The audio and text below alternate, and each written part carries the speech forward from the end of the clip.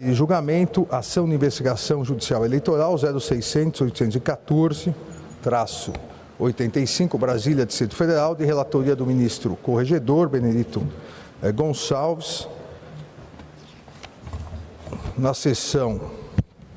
de 27 de junho de 2023, o relator votou no sentido de afastar as questões preliminares e, no mérito, julgar parcialmente procedente o pedido para condenar o primeiro investigado, Jair Messias Bolsonaro, pela prática de abuso de poder político e pelo uso indevido dos meios de comunicação nas eleições de 2022, declarando sua inelegibilidade por 8 anos.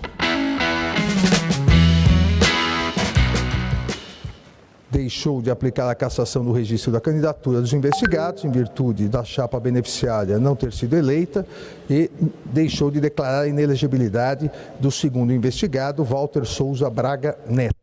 Ainda fez diversas determinações. Na sessão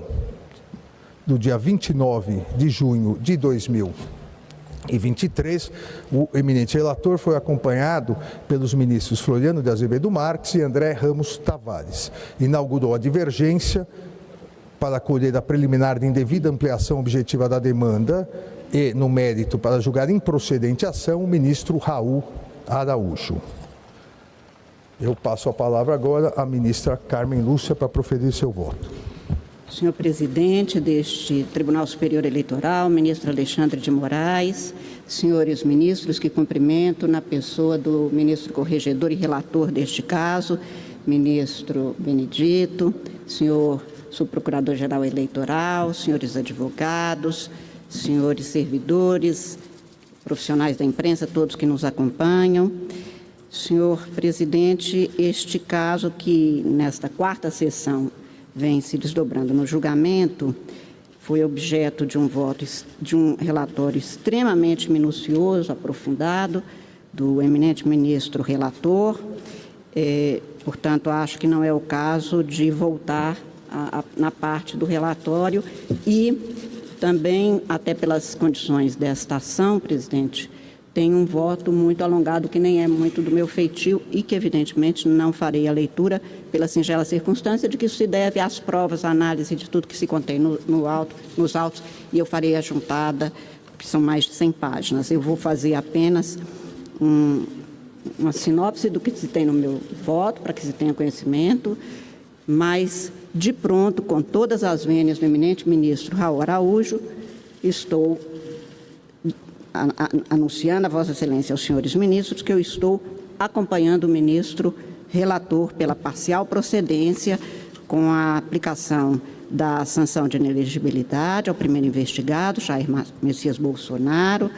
e declarando improcedente o pedido em relação ao segundo investigado, Walter Souza Braga Neto. Eu fiz um voto, presidente, a partir de um objeto que foi traçado desde a exposição feita pelo ministro relator.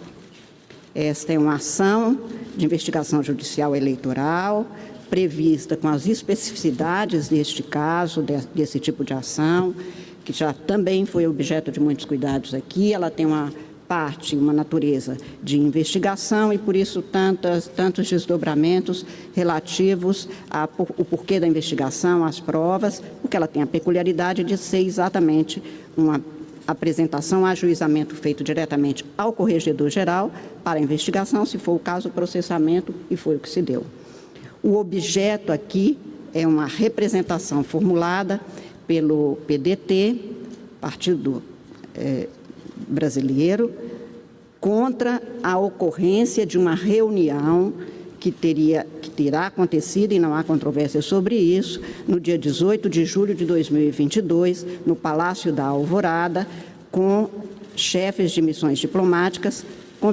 convocada a reunião e convidados esses chefes pelo então presidente da República, que é o primeiro investigado. Este é o objeto. Eu fiz a minha análise, o estudo do caso e o meu voto exatamente com a delimitação deste objeto, e é isto que aqui se contém. Não lidei com fatos anteriores, embora, claro, a vida é um processo mesmo, há uma série de atos encadeados, mas o que está aqui não é um filme, o que está aqui em apreciação é uma cena, é aquilo que aconteceu e sobre o qual não se controverte nos autos. Ocorreu, portanto, esta reunião, e nesta reunião, num monólogo, o primeiro investigado, que então, como disse, era presidente da República e já se reconhecia há menos de 3 meses das eleições do ano passado, como ele mesmo põe, em várias passagens daquela peroração, que se cuidava ali de um tratamento, de uma exposição, basicamente sobre alguns temas, todos eles relativos à eleição. Este é o objeto, é isso que foi cuidado, as provas foram produzidas porque o autor da ação questiona a licitude daquela reunião, considerando que a Constituição brasileira, no parágrafo 9º do artigo 14, estabelece que haverá de o legislador complementar, que no caso é a Lei Complementar 64, com as alterações que vieram, estabelece que há que se proteger contra qualquer ato que tisne a probidade e a moralidade administrativa, o abuso do poder econômico e a normalidade e a legitimidade das eleições em caso de abuso no exercício de cargo, emprego ou função pública. Nos termos, portanto, desse dispositivo constitucional, é que se tem, então, a lei complementar, em cujo artigo 22, e este é o fundamento jurídico, o enquadramento jurídico dado, em cujo artigo 22 se estabelece exatamente a possibilidade de partido político ou outros agentes poderem representar diretamente ao Corregedor-Geral relatos de fatos que podem ser considerados ilícitos. Foi o que foi trazido neste caso, contra a argumentação de que haveria ilicitude naquele comportamento, naquele enquadramento dado, naquela ocorrência, a vida no Palácio da Alvorada, na data, no local e com o discurso especificado. Haveria um ilícito porque teria havido o abuso do exercício daquele cargo e o uso indevido de meios de comunicação, porque foi transmitido pela EBC e, mais que isso, nas mídias sociais, e poderia reverberar, portanto, em detrimento da normalidade e da legitimidade das eleições. Este o quadro, e por isso mesmo, até mesmo quanto às preliminares que eu estou acompanhando, ministro relator, mas eu faço apenas 3 observações no meu voto, transcrevo todas, mas faço observação. Primeiro, sobre o que se alegou não sendo pertinente que a Justiça Eleitoral tratasse deste assunto, fosse competente para esta impugnação, este questionamento. Quanto a este dado, eu teço considerações mais específicas no meu voto, acompanhando as ilações de Vossa Excelência e a conclusão.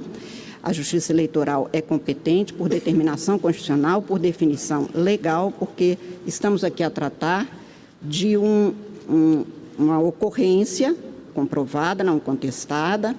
que teria, de alguma forma, tisnado ou poderia tisnar, e é isso que se averigou, que se investigou e que se julgou até aqui, ou que está em julgamento, a normalidade e a legitimidade do pleito eleitoral e, eventualmente, poderia ser considerado contrário aos princípios constitucionais. E estes são expressos e de aplicação desde 5 de outubro de 88, como está no artigo 37 da Constituição. Portanto, a Justiça Eleitoral é competente e, em meu voto, senhor presidente, senhores ministros, eu até faço um rebuscamento um pouco maior. Há muito questionamento, até porque nós julgamos com alguma frequência esse tipo de ação, basicamente em relação a casos ou municipais, que se dão nos municípios, e até mesmo estaduais. E claro que é sério, é grave como todo julgamento, porque um eleitor precisa de saber por que ele poderia ter votado ou por que ele votou, e neste caso não foram poucos os votos, quase 50 milhões de votos não são poucos, é preciso saber por que estamos julgando e como estamos julgando. Estamos julgando para cumprir um dever constitucional que é a jurisdição. Não se escolhe, não se quer, e não é boa nem fácil a função de julgar. Ela é necessária, e é neste sentido que a competência da Justiça Eleitoral é fixada e estamos desempenhando um dever. Também vi alguns questionamentos, não da parte da defesa aguerrida, e devo dizer, muito eficiente defesa, do doutor Tarcísio, como é também a do autor, doutor Valber, que a Justiça Eleitoral não deveria estar a cuidar desse tema, considerando que já houve as eleições e que os eleitores já se manifestaram. Na sessão de terça-feira, o ministro relator já tinha feito referência que, no Estado Democrático de Direito, é preciso ter aceitação e é preciso ter, e mesmo aquela que é manifestada nas urnas, mas é preciso ter cumprimento do direito, senão não se teria um Estado de Direito. E o papel do Poder Judiciário é basicamente este, segundo o modelo estabelecido em lei. Não é escolha, não é decisão do Judiciário. O Judiciário aplica a lei. Nós já tivemos modelo, presidente, até 2010, em que a pessoa poderia, até mesmo numa prisão, ser eleito. Era essa a lei e era aplicada. E só para fazer a lembrança deste estado de normatividade que nós tínhamos, em 2004, um suposto ou que tinha sido denunciado como mandante de 3 crimes de homicídios de fiscais do Ministério do Trabalho e um motorista foram assassinados. O suposto mandante ou denunciado foi preso. As eleições aconteceram, ele recebeu 72% dos votos. Este caso, que ficou conhecido tragicamente como chacina de Unai, fez com que o ministro Sepúlveda Pertence, ministro desta casa, 2 vezes presidente, um dos maiores brasileiros que nós temos, dizia: será diplomado e será empossado, porque essa é a lei, não compete à Justiça Eleitoral, embora também tenha havido muito questionamento como é que se deixava alguém preso ser eleito, porque a legislação previa e era este o limite da Justiça Eleitoral. Por causa de coisas como essa, é que mais de 1,5 milhão de eleitores brasileiros, cidadãos eleitores, porque tem que mostrar o seu título de eleitor, formularam e propuseram um projeto de lei que foi encaminhada e votada pelo Congresso Nacional, a 4ª Lei de Iniciativa Popular, a Lei Complementar 135, a chamada Lei de Ficha Limpa,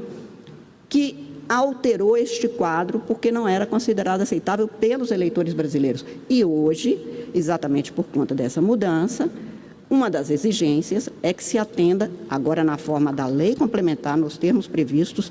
para que o legislador atuasse, e foi eleito instado pelo povo brasileiro, como eu disse, com a lei da ficha limpa, estabelecendo exatamente o que nós estamos aqui cuidando como fundamento jurídico da decisão agora tomada, que é, ou do julgamento formulado, que é a aplicação do artigo 22, basicamente nos incisos 14 e 16 da Lei Complementar 64, com as alterações que foram formuladas. Portanto, é competente a Justiça Eleitoral e competência, no caso do espaço estatal, não é um querer, não é um poder no sentido de que pode ou não, é um dever e assim nós estamos cumprindo. Apenas para ficar devidamente explicado. Um outro dado que também chama a atenção, ministro Benedito,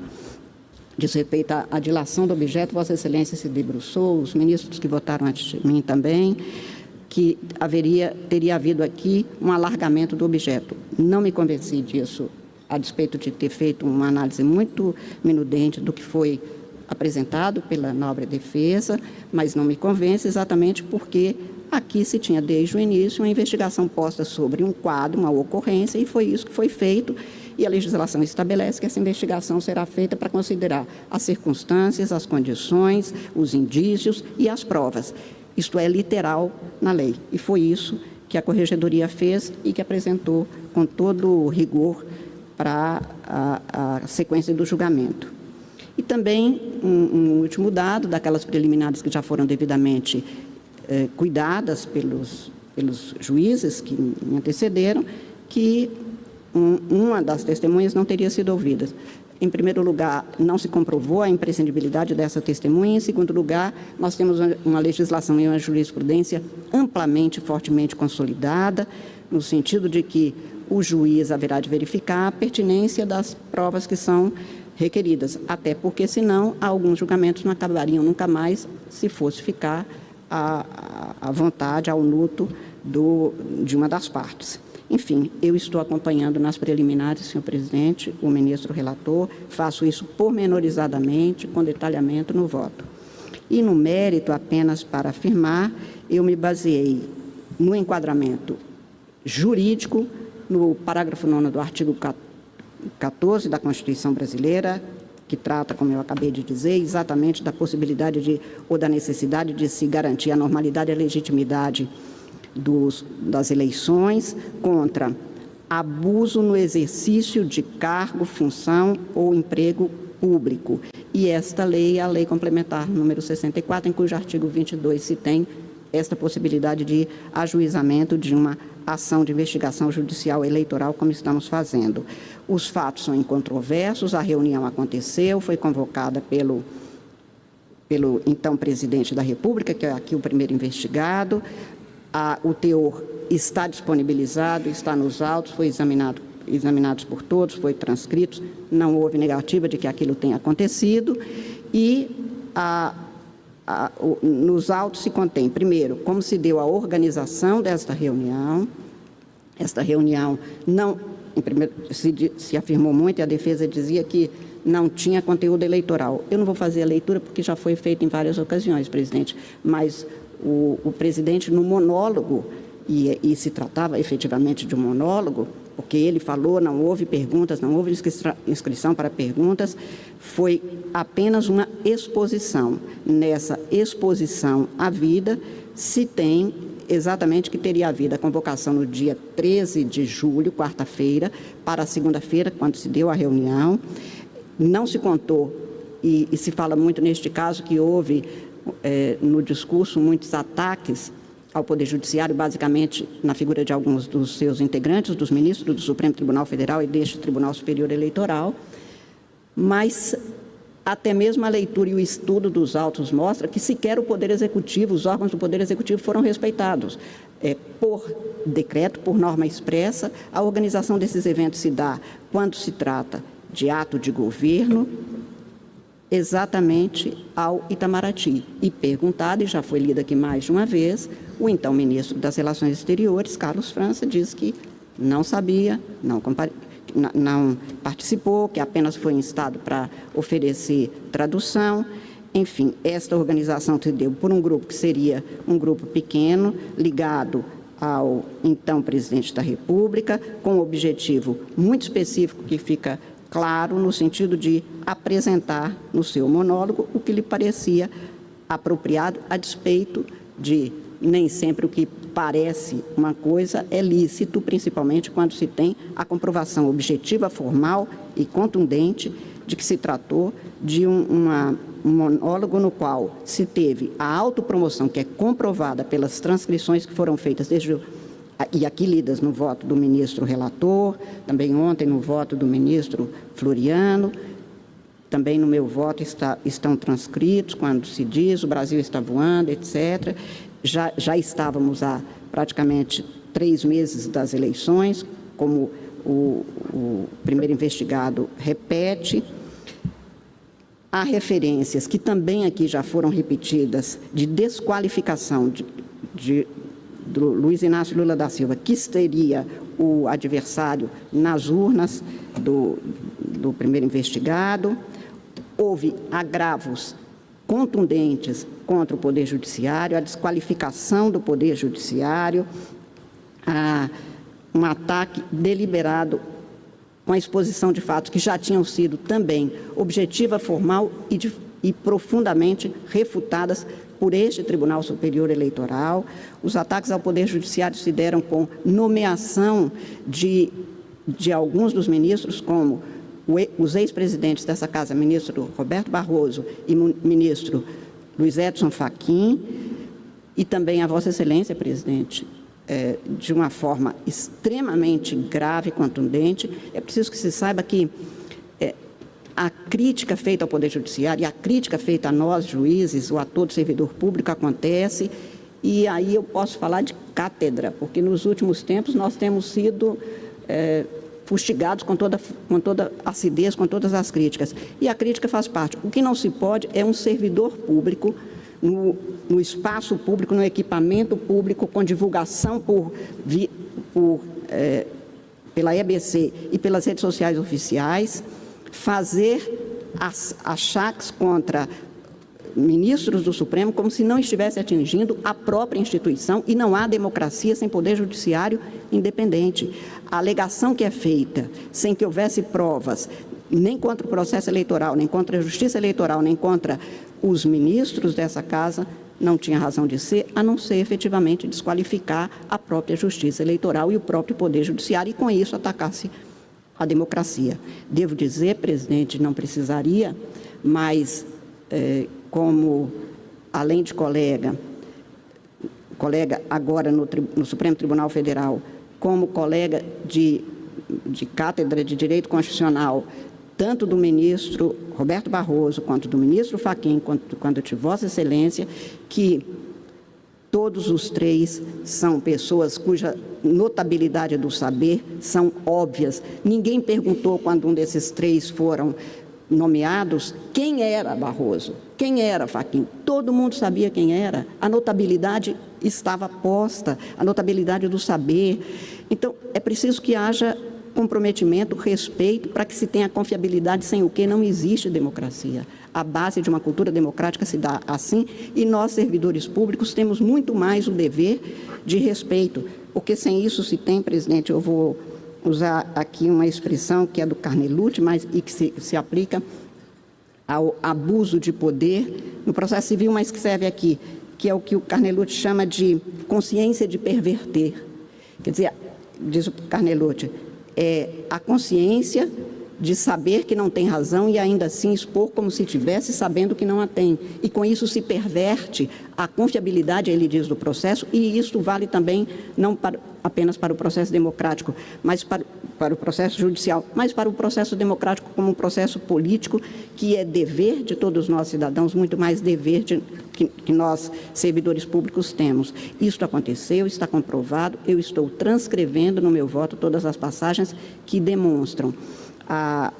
nobre defesa afirma que teria havido um diálogo institucional. Não me convencem as razões, porque quando se afirma,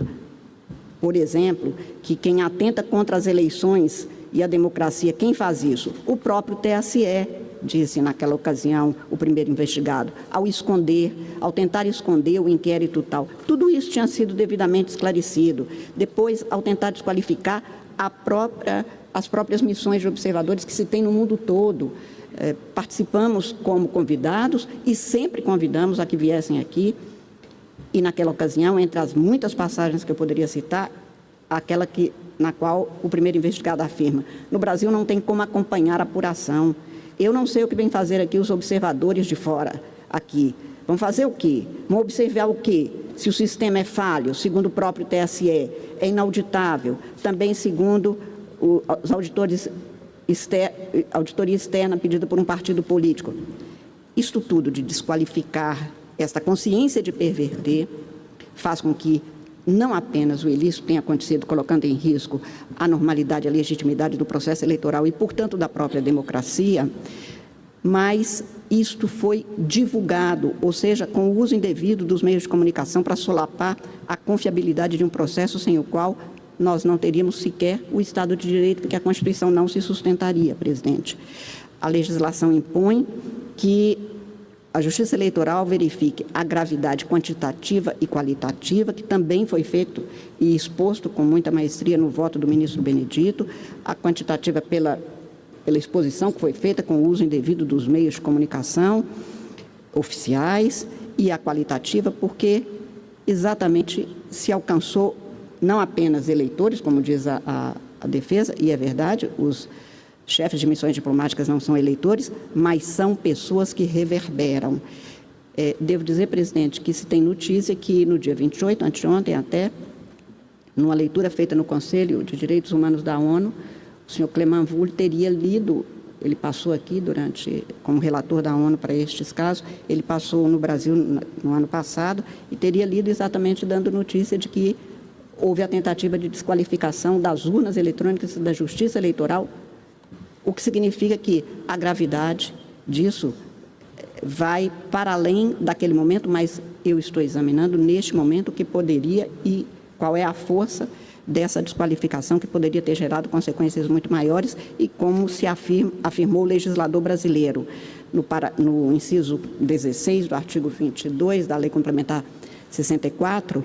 não se verifica qual foi o efeito qual foi o efeito gerado naquele momento, mas a potencialidade deste efeito. Mas qual é a gravidade? A gravidade também ficou devidamente comprovada, como mostrou o senhor Corregedor-Geral, relator deste caso, e por todos os motivos, senhor presidente, como disse a Vossa Excelência, como de pronto disse, eu estou votando pela procedência do pedido nos termos do voto do ministro relator para aplicar a sanção prevista no inciso 16 do artigo 22. Devo dizer que a lei não modula e nem dá possibilidade de ser um pouco mais ou um pouco menos, ela fixa exatamente o que se tem, portanto, aqui não poderia ter sido outra coisa, poderia ter sido uma multa. Nós já julgamos este caso no precedente que também foi muito citado sobre propaganda eleitoral, a significar que a reunião tratou e teve caráter eleitoreiro, por isso mesmo foi considerada propaganda eleitoral, mas o mesmo fato pode gerar e gera consequências no plano eleitoral e até em outros níveis, em todos os ramos do direito. No eleitoral não é diferente, por isso eu estou acompanhando exatamente para dar aplicação ao inciso 16 do artigo 22 da Lei Complementar 64, condenando, portanto, o primeiro investigado pela prática de abuso de poder político no exercício de cargo da administração pública, de governo, de uso indevido dos meios de comunicação nas eleições de 2022 e, por conseguinte, declarar inelegibilidade nos 8 anos seguintes ao pleito daquele ano, 2022, e julgando improcedente o pedido em relação ao segundo investigado, uma vez que nada se comprovou em relação a qualquer participação ou prática dele na ocorrência, no evento, na reunião, que é o objeto precípio aqui investigado e objeto deste julgamento. Também estou acompanhando o relator, senhor presidente, nas providências por ele adotadas, determinadas exatamente o encaminhamento à Vossa Excelência, ao ministro Fux, ao Tribunal de Contas, ao Ministério Público.